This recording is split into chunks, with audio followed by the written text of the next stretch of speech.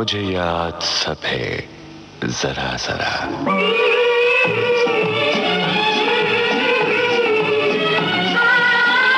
मुझे याद सब है जरा जरा। मुझे याद सब है जरा जरा। वो लम्हा लम्हा साथ है। मुझे याद सब है जरा जरा।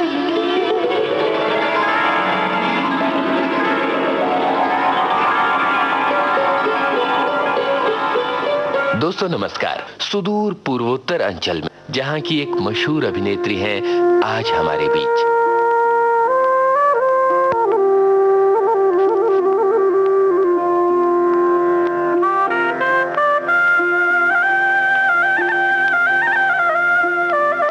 ये नेशनल स्कूल ऑफ ड्रामा से ग्रेजुएट हैं। कई मशहूर नाटकों और घुमक्कड़ रंगटोलियों के साथ इन्होंने अपनी अदायगी के जलवे दिखाए हैं। मुंबई आकर इन्हें पहचान मिली शेखर कपूर की अंतर्राष्ट्रीय ख्याति प्राप्त फिल्म बैंडिट क्वीन से। जी हाँ, आपने बिल्कुल ठीक पहचाना। आज हमारे बीच हैं फिल्म और रंगमंच की जानी मानी अभिनेत्री सीमा बिस्वास। तो आइए सुने क्या क्या याद आ रहा है इन्हें।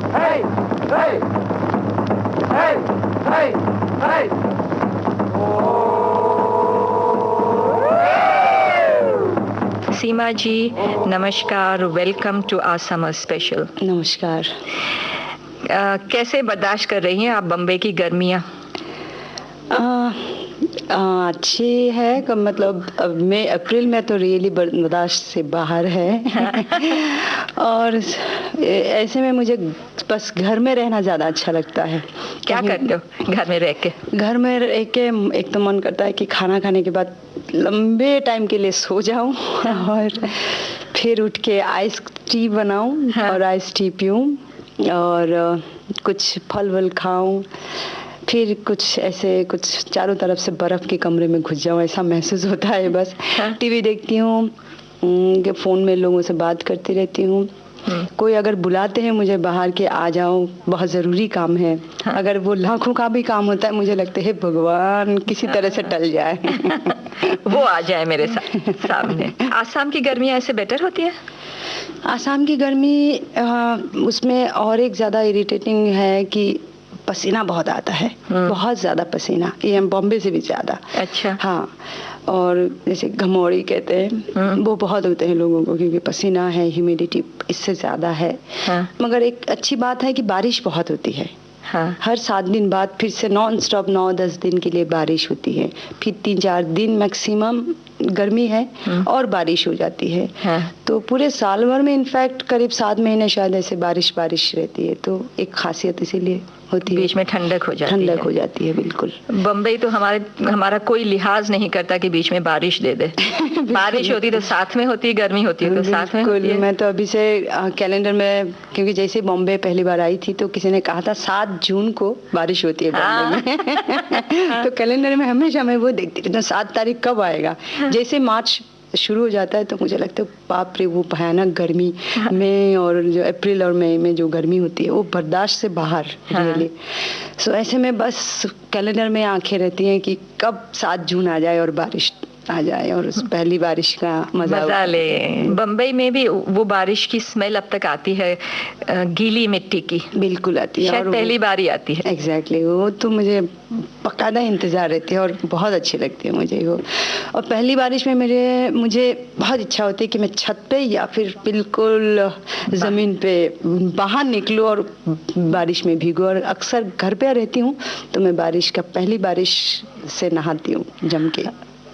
हम सबको बारिश का इंतजार है। बारिश को अगर पता होता तो वो कितना खुश होती।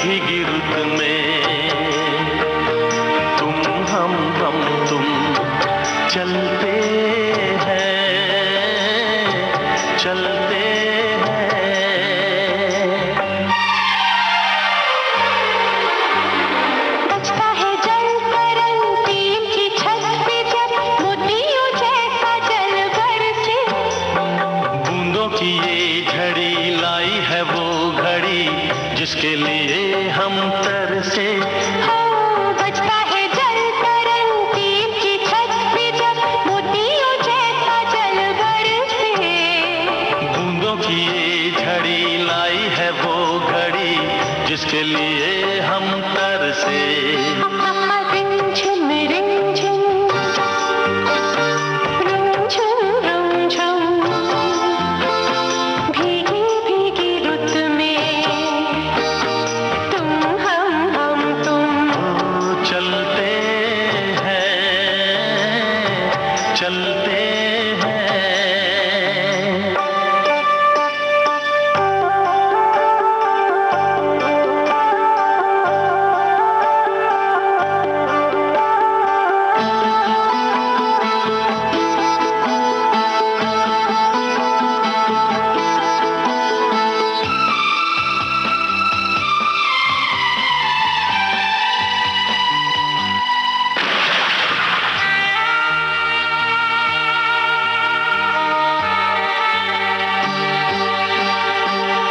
बादल की चादरें ओढ़े है वादियां सारी दिशाएं सोई है।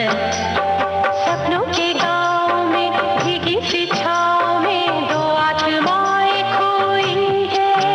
ओ बादल की चादरें ओढ़े है वादियां सारी दिशाएं सोई है। सपनों के गाँव में भीगी सी छाँव में दो आत्माएं खोई है। रिमझिम रिमझिम ला रुमझुम रुमझुम ला भीगी भीगी रुत में हा तुम हम तुम। चलते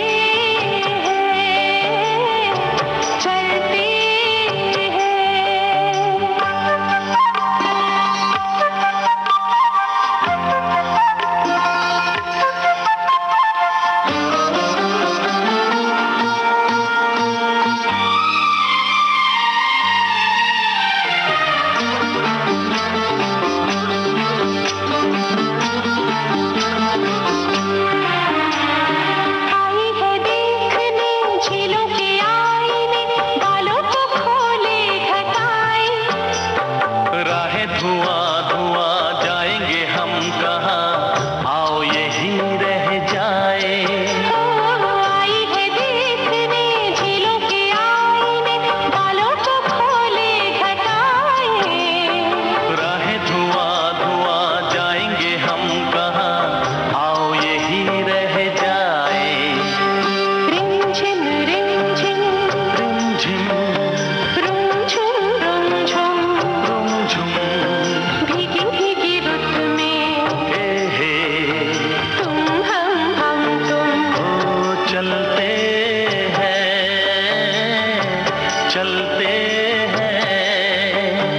रिमझिम रिमझिम रिमझिम रिमझिम रुमझुम रुमझुम रुमझुम रुमझुम भीगी भीगी रुत में भीगी भीगी रुत में तुम हम तुम। ओ चलते हैं।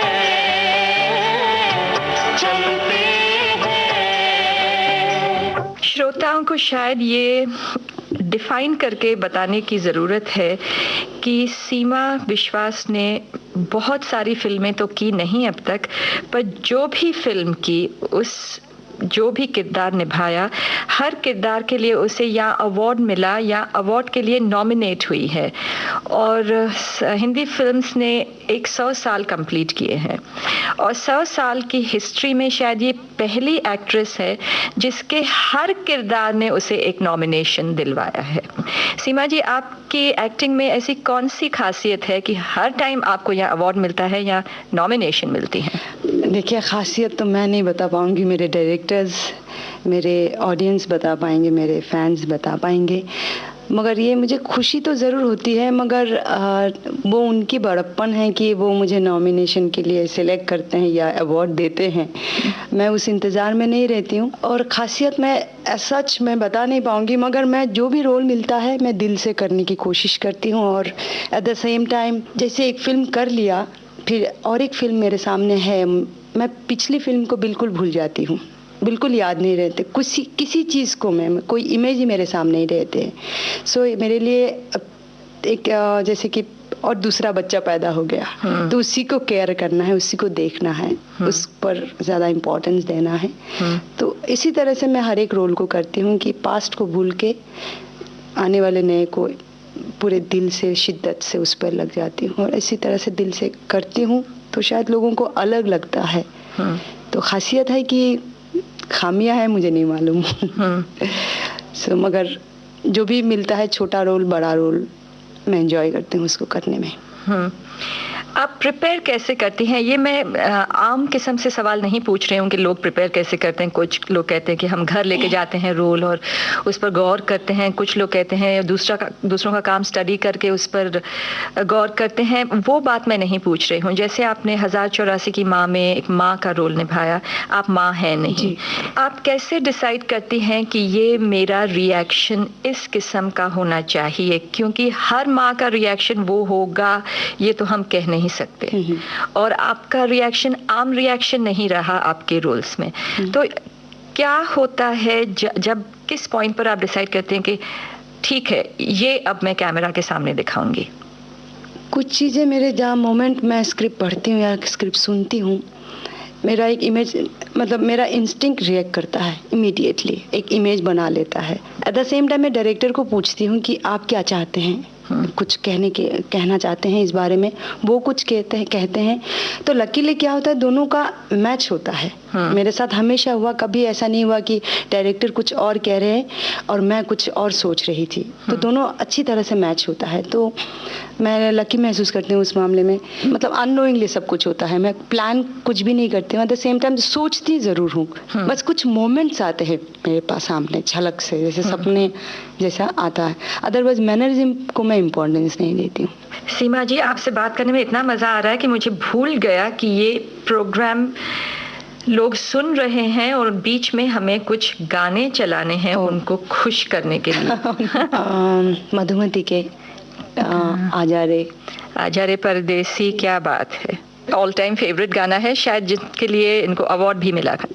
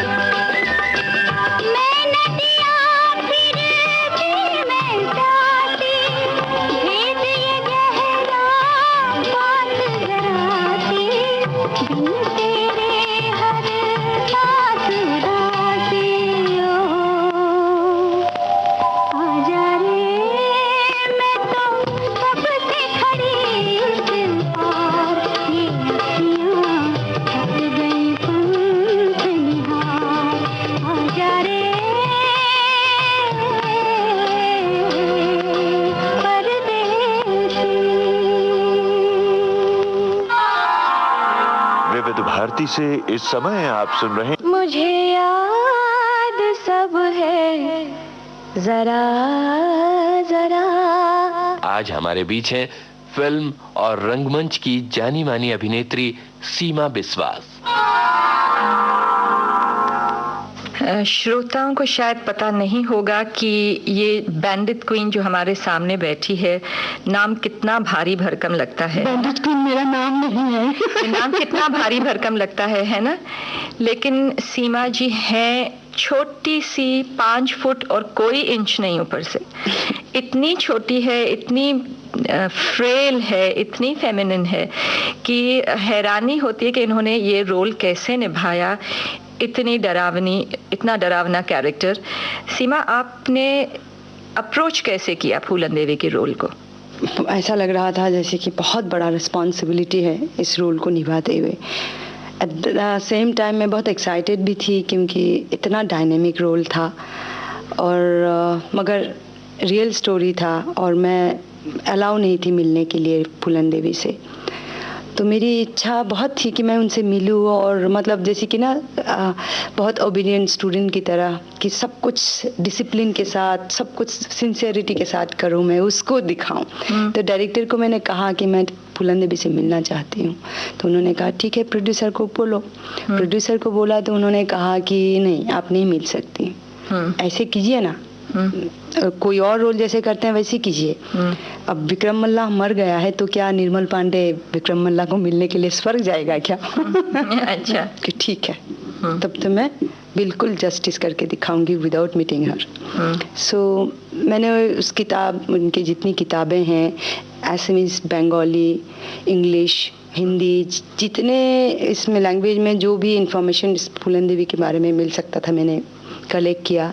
मुझे हमेशा उसके जो स्ट्रॉन्ग पार्ट लगता था इसके अपने फूलन देवी की, वो आंखें बहुत स्ट्रॉन्ग थी, काफ़ी कुछ कह देती थी। तो मैं भी इसी तरह से सोचना शुरू किया, अगर मेरे साथ ऐसा होता तो मैं क्या रिएक्ट करती। तो उस तरह से मैं डूबना शुरू किया उस रोल के साथ। मुझे पहला इमेज जो पहला थिंकिंग शुरू हुआ, मुझे याद है कि सुबह उठी तो मुझे ऐसे सरसों के फूल ढेरों दिखाई दिए और उसमें लाल एक चड्डी पहनी हुई फूलन, नंगे बदन, बच्ची सी, और पहाड़ है बैकग्राउंड में। वो टहल रही है, दौड़ रही है, हाथ में छड़ी लेके, जैसे कि ना गाय भैंस चढ़ाने के लिए वो जा रही है। मुझे बहुत वो लगा कि यस, दिस इज फूलन। मतलब फूलन मतलब फूल, फूल से सरसों का फूल, येलो कलर जो ब्राइट है, एम्बिशियस कलर है, इस तरह से जहाँ कोई नेगेटिव एलिमेंट ही नहीं है उसके पास, देख के आपको नहीं लगे, बहुत ब्राइट है।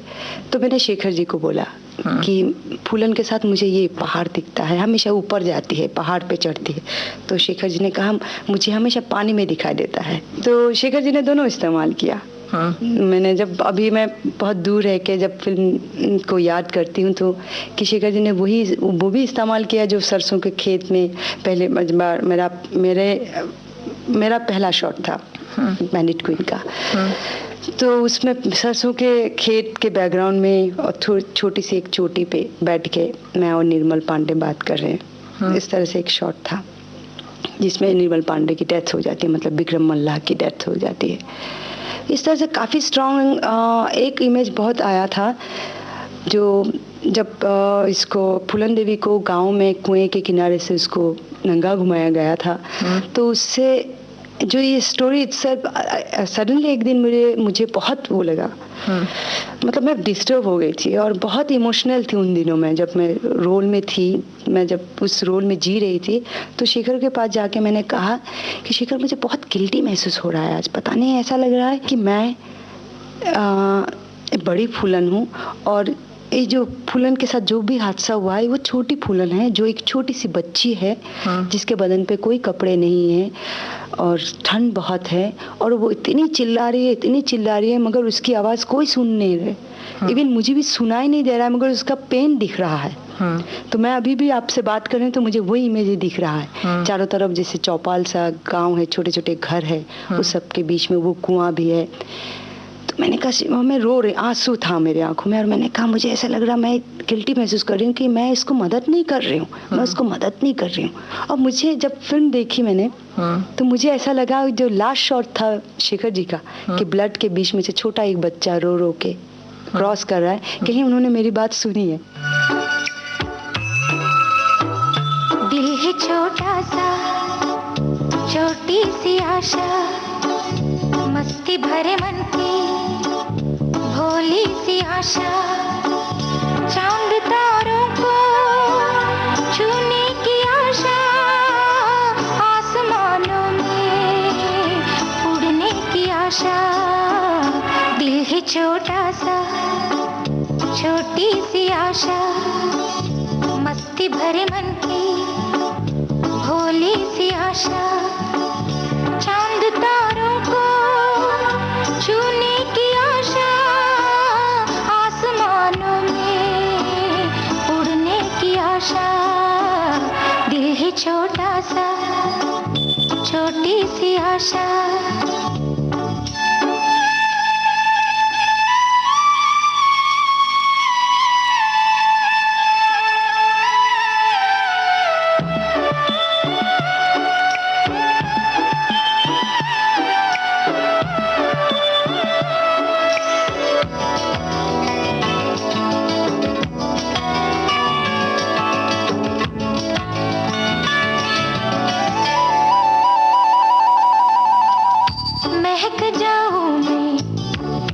आज तो ऐसे फूल बगिया में महके हैं जैसे बादलों की मैं ओढ़ूं चुनरिया, झूम जाऊं मैं बन के बावरिया, अपनी चोटी में बांध लूं दुनिया। दिल है छोटा सा, छोटी सी आशा, मस्ती भरे मन की भोली सी आशा, चांद तारों को छूने की आशा, आसमानों में उड़ने की आशा। दिल है छोटा सा, छोटी सी आशा, मस्ती भरे मन की भोली सी आशा।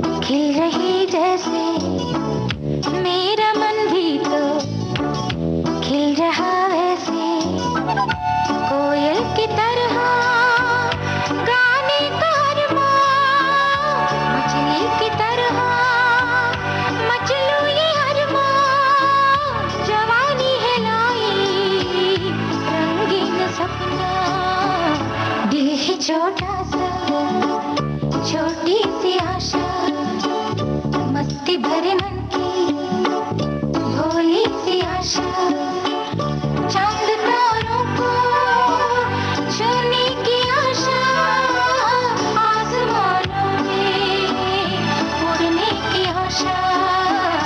दिल है छोटा सा, छोटी सी आशा, मस्ती भरे मन भोली सी आशा। विविध भारती से इस समय आप सुन रहे हैं मुझे याद सब है जरा जरा। और आज हमारे साथ हैं जानी मानी अभिनेत्री सीमा बिस्वास, जिन्हें हाल ही में संगीत नाटक अकादमी की फेलोशिप मिली है। आइए सीमा जी से सुने फिल्म बैंडिट क्वीन से जुड़े संस्मरण। 4 बजे हम रोज उठते थे और शेखर कपूर ने मैसेज भेजा कि सीमा को बुलाओ। तो मैं तैयार होकर हम शॉट के लिए जाते हैं, लोकेशन के लिए करीब 20-25 किलोमीटर रोज आगे जाते हैं। तो मैं गई, मैंने देखा शेखर के कमरे में गई तो देखा कि कोने में शेखर जी खड़े हैं और जैसे बहुत डिस्टर्ब है और हाथ दोनों बांध के बोला है कि सीमा तुमने बेन-हुर देखा, फिल्म बेन-हुर देखी? मैंने कहा हाँ देखी।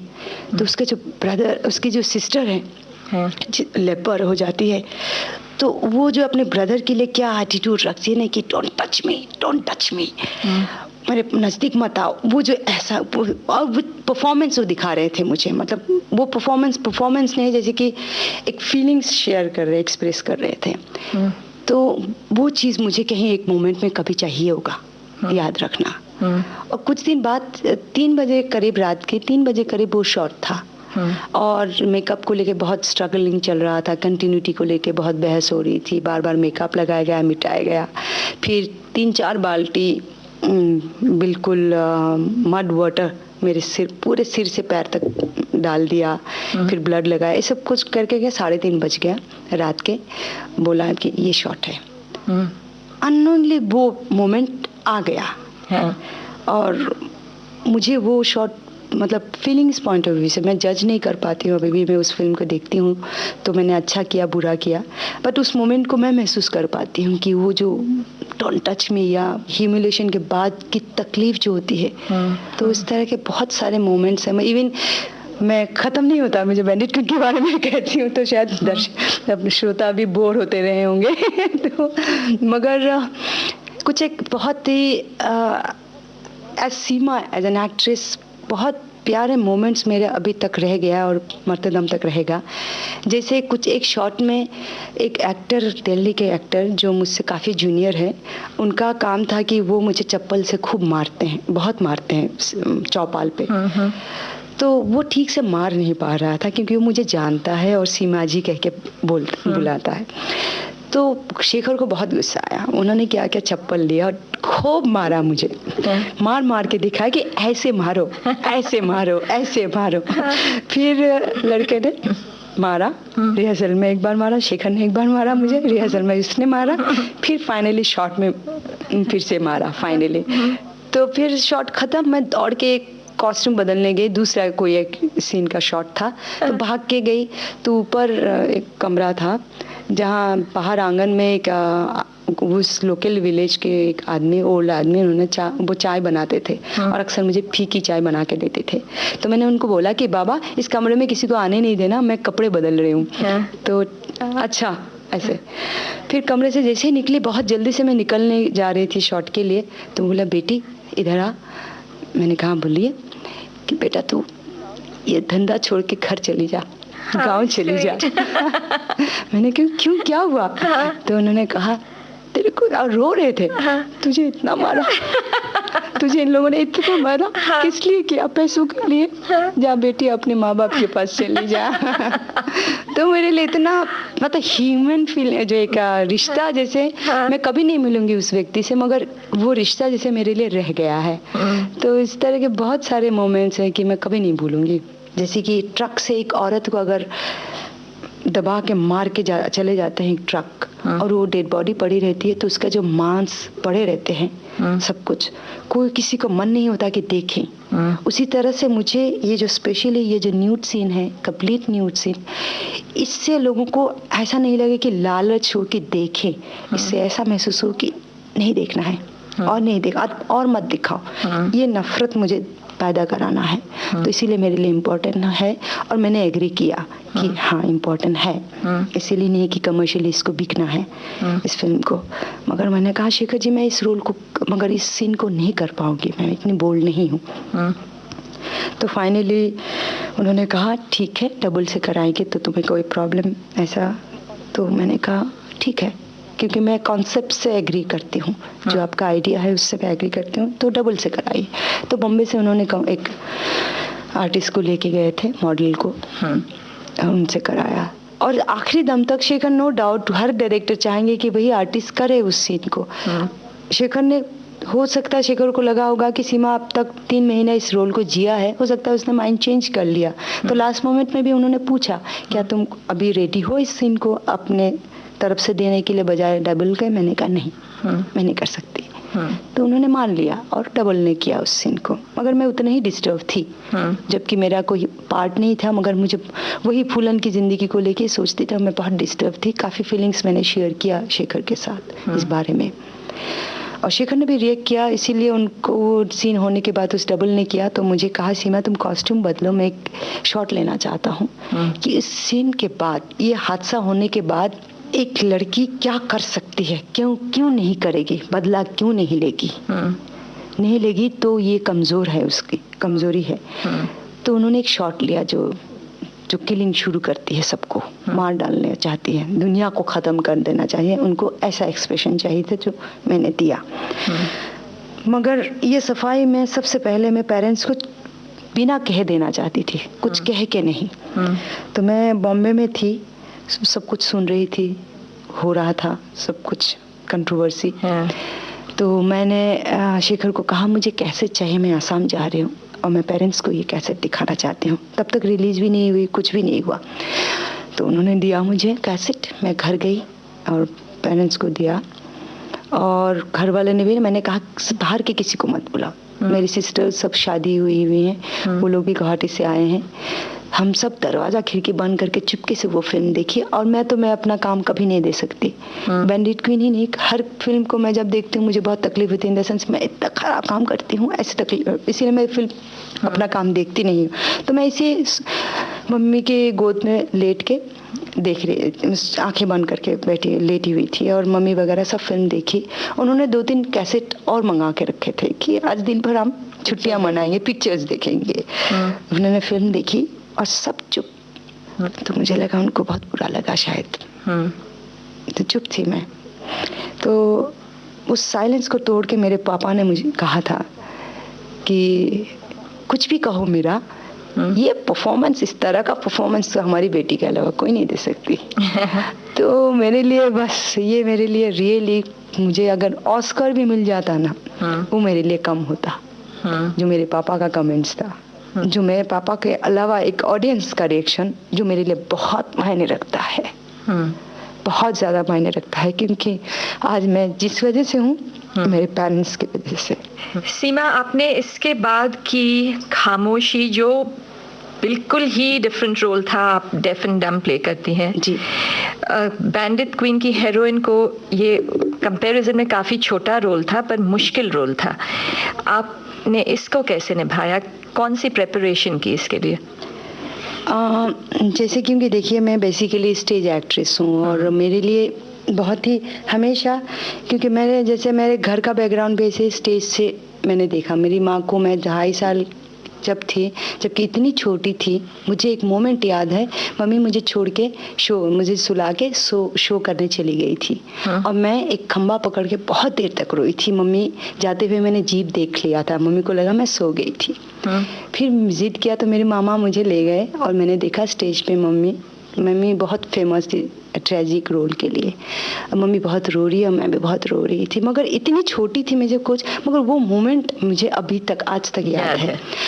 तब से मुझे एक अंदर से परफॉर्मर का वो इच्छा थी, मगर क्या वो परफॉर्मर डांसर की एक्टर मुझे नहीं मालूम था, मगर आर्टिस्ट, इस तरह के परफॉर्मिंग आर्ट में जाने की इच्छा थी।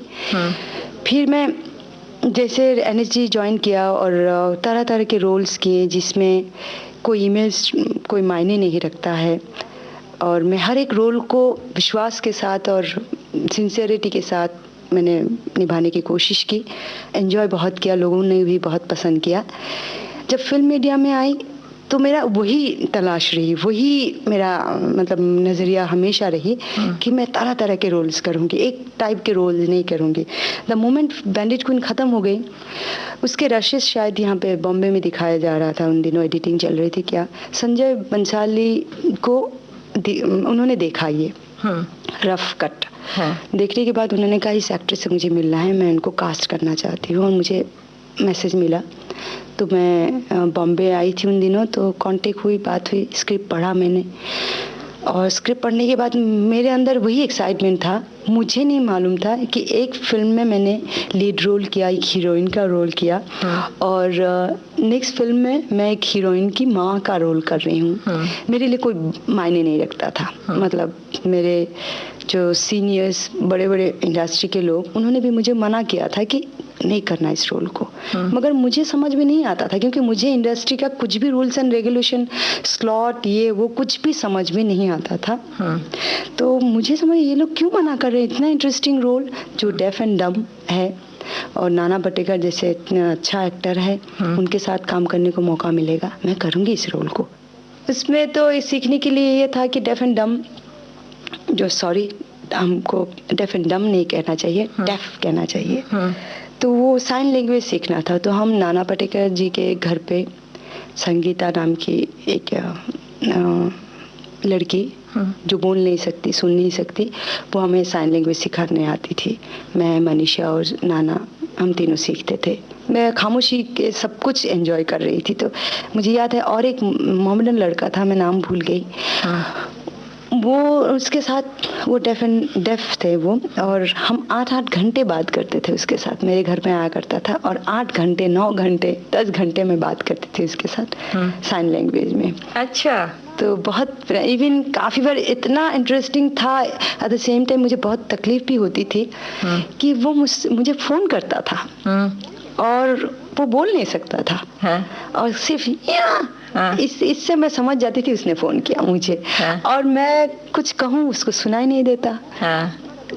अच्छा, बस वो फोन इसीलिए करता है कि सीमा मैंने तुमको याद किया, हेलो कैसी हो, ये बताना चाहता है, मगर मैं भी बोलना चाहती हूँ, मगर मैं कुछ नहीं बोल सकती, कुछ भी बोलूँ उसको सुनाई नहीं देगा। तो उस हिसाब से मैं एंजॉय से ज्यादा तकलीफ होती थी।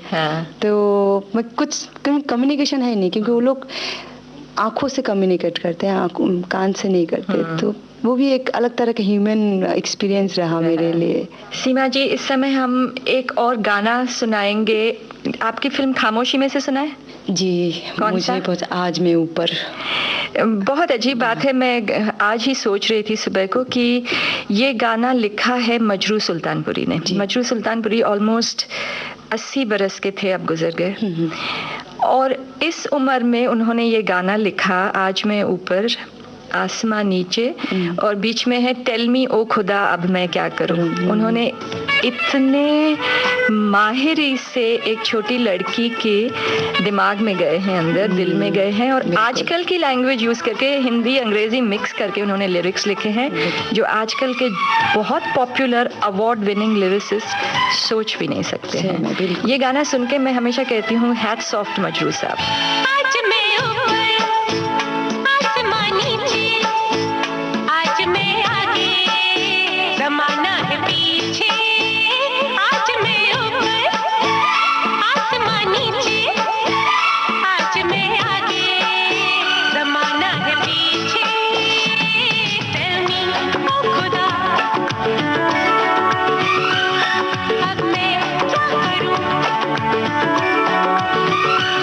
चलो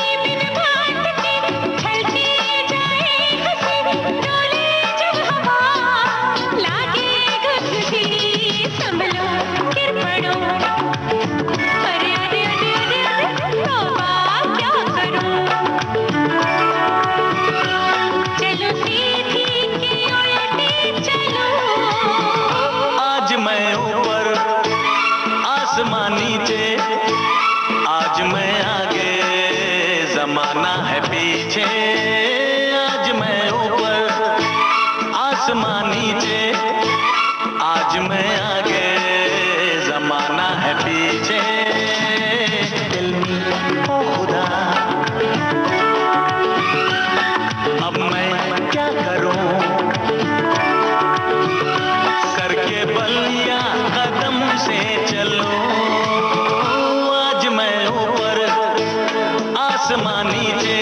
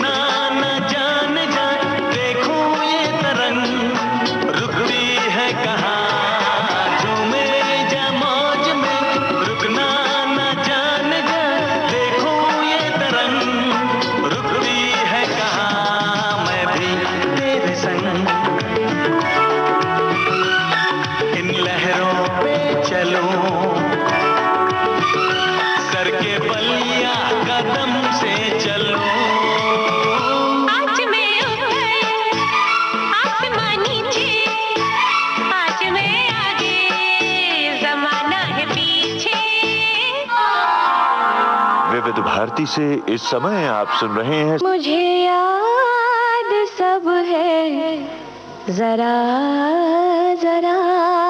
आज हमारे बीच हैं फिल्म और रंगमंच की जानी मानी अभिनेत्री सीमा बिस्वास। आपने हाल ही में एक साउथ में फिल्म की? जी, मलयालम फिल्म जयराज की, जिसको शायद इस बार नेशनल अवार्ड मिला है बेस्ट फिल्म के लिए। एक और अवार्ड, और मोबाइल थिएटर में भी सीमा को आसाम स्टेट गवर्नमेंट का अवार्ड मिला, वहां से भी अवार्ड लेके आई और वो फिल्म नहीं थी। हाँ, बताइए आपके जयराज जी का एक्सपीरियंस। ये बहुत इंटरेस्टिंग रहा है। लैंग्वेज के बारे में मुझे कोई मतलब आइडिया नहीं, कोई कॉन्सेप्ट ही नहीं है कि चांद को क्या बोलते हैं। जैसे चांद लिखते हैं तो हमें विजुअल एक मेमोरीज रहते हैं ना कि चांद ऐसे लिखा जाता है, वहाँ मुझे नहीं मालूम। तो ऐसे में बिल्कुल फ़ोन में सिर्फ बात हुई जयराज जी से मेरी, गई और वहाँ जाते ही मैं जयराज जी से मिली और मैंने कहा कि लैंग्वेज मुझे तो बिल्कुल लैंग्वेज नहीं आती। कहे वो मेरा प्रॉब्लम है। आप सिर्फ स्टोरी सुनिए, मैं कॉस्ट्यूम बता देता हूँ।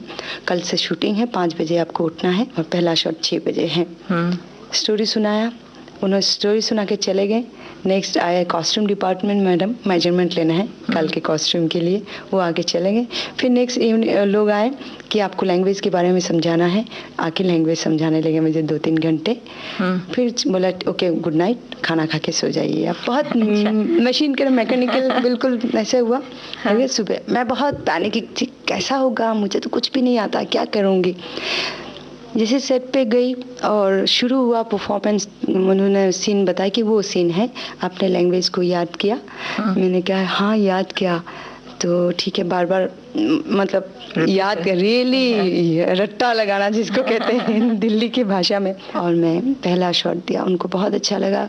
जयराज जी कूल, जैसा लगता है वो फिल्म बना रहे हैं कि डॉक्यूमेंट्री बना रहे हैं, समझ भी नहीं आता, ऐसा लगता था। और 1.5 महीने बाद मेरे पास फ़ोन आया कि 10 दिन बाद हमारा प्रीमियर है त्रिवेंद्रम में, हम चाहते हैं आप आएँ, प्रेस कॉन्फ्रेंस है, ये है, आप आ सकती हैं, डेट फ्री है। मैंने कहा आ सकती हूँ।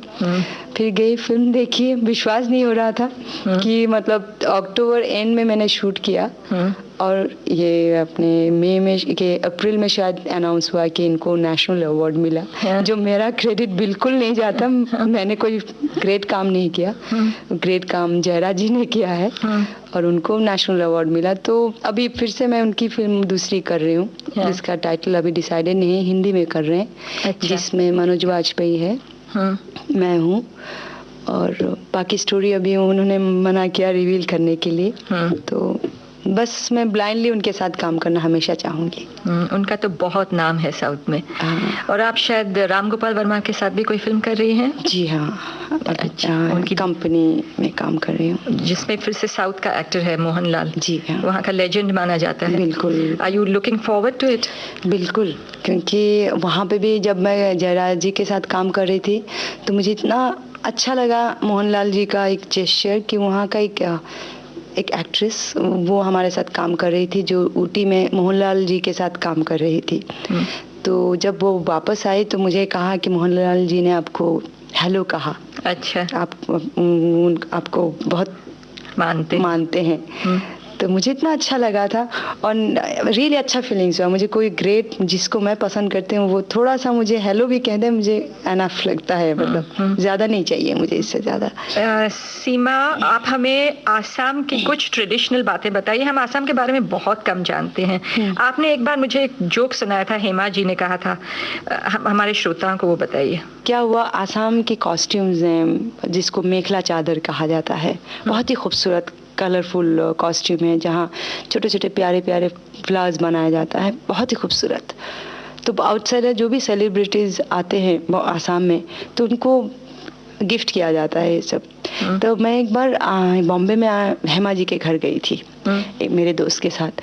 तो उन्होंने मुझे जैसे जाना, उन्होंने उनको मालूम हुआ कि मैं आसाम से हूँ तो मुझे कहा कि आप आसाम से हैं, आप मेखला चादर पहनती हैं? जैसे घबरा के पूछ रहे थे, मेखला चादर पहनती हैं? बाप रे क्या भयंकर है ये, इसमें तो साइलेंसर लगाना पड़ता है जब पहनते हैं क्योंकि ये मूंगा एक मटेरियल होता है जो बहुत प्यारे कॉस्ट्यूम मूंगा मटेरियल से बनाया, मूंगा सिल्क से बनाया जाता है जिसमें रेड फ्लावर्स बनाया जाता है।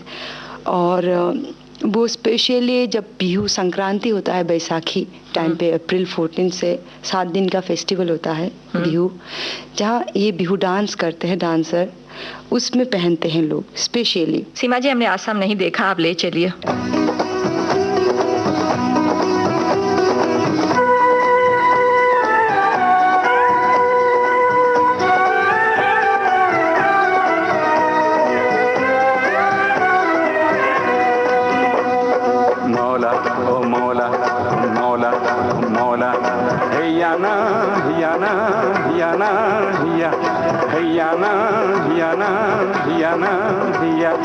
जिंदगी की आग में काहे को जलाते हो, कागजी शरीर का चोला चोला, भूख मिटाए दे, प्यास हटाए दे, खाली है पेट का झोला, ओ झोला झोला ओ झोला। है याना याना याना या, याना याना याना या।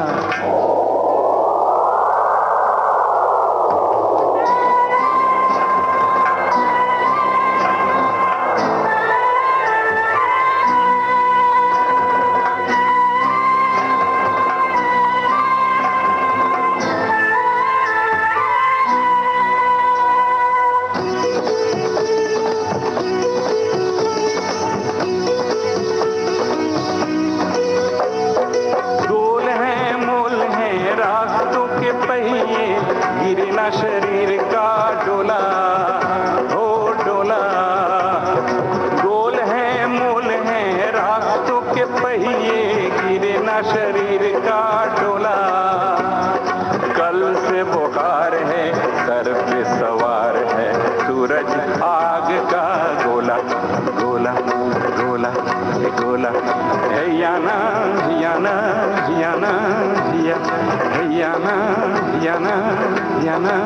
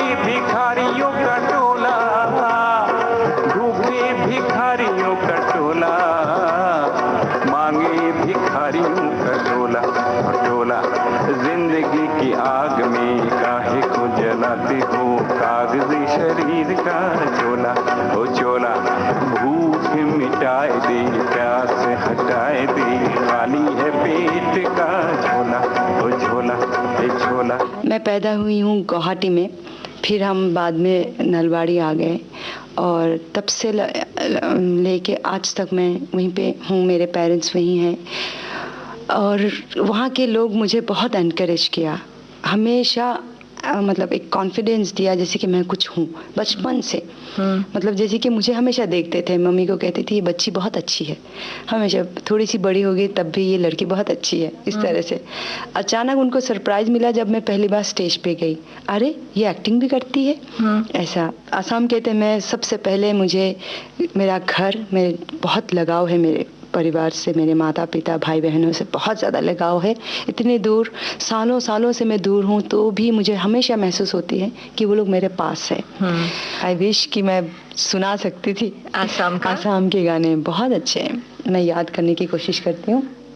हे ओटी कोई सने होर मुगारे भी मुगारे मुहुरा हे तातु कोई सने होरो माकू हे तातु कोई सने होर हे बहागर बिहुटियोई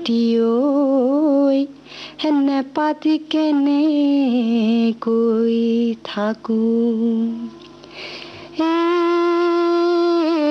চাউল দিম চিৰা দিম কাগজত বান্ধি দিম যাবা গৈ ৰণলৈ যাবা কি সৰু মাই তোমাকে দেখা পাই ৰাতিটো টোপনি নাই চাউল দিম চিৰা দিম কাগজত বান্ধি দিম যাবা গৈ ৰণলৈ যাবা কি সৰু মাই তোমাকে দেখা পাই ৰাতিটো টোপনি নাই কেলৈ আছা চাই तुमक सा थकिले दे हमूर मोरोही जाए। एक गाने में क्या होता है, ये लोग ना सब लड़के लड़कियों की तारीफ करते रहते हैं, इसके मतलब ना हर एक में रोमांटिक सॉन्ग्स होते हैं। हमारे श्रोताओं ने ये एक सीक्रेट बात शायद पहली बार सुनी कि सीमा जी इतना अच्छा गा सकती है। बिल्कुल नहीं, मैं गा। आप ऐसे नहीं लगा कि आसाम के टी गार्डन्स में गुम हो गए हैं? लगा ना? सीमा जो एक्ट्रेस है वो किसी एक देश की एक्ट्रेस नहीं, ना इंडिया की है ना हॉलीवुड की है। She is an international class calibrated actress. Audiences तो देख चुके हैं, अभी डायरेक्टर्स के पहचानने की देर है। सीमा आप यहाँ आई, हमारे साथ बातें की, इतनी बातें बताई, हमने बहुत कुछ सीखा। मैं भी बहुत एंजॉय कर रही हूँ और बहुत अच्छा लग रहा है यहाँ पे बात करते करते। मैं इतनी बहक गई, इतना पुराने दुनिया में चली गई, दुनिया घूम लिया मैंने भी आपके बहाने, रेडियो स्टेशन के बहाने। मुझे भी बहुत अच्छा लगा यहाँ पे। अब फिर से आइए, दोबारा बैठेंगे, दोबारा बातें करेंगे। जरूर।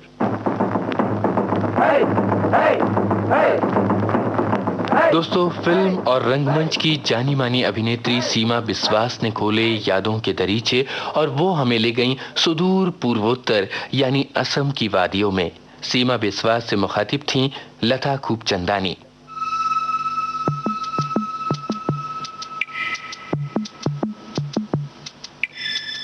Technical assistant Rita Rebello, post production PKA Nair, associate presenter Yunus Khan, presenter Sheela Modi और प्रोड्यूसर राकेश जोशी।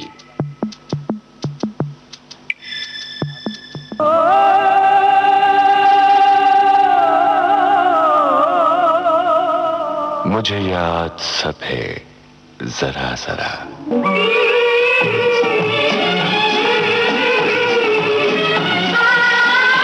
मुझे याद सब है जरा जरा, मुझे याद सब है जरा जरा, वो लम्हा लम्हा साथ है, मुझे याद सब है जरा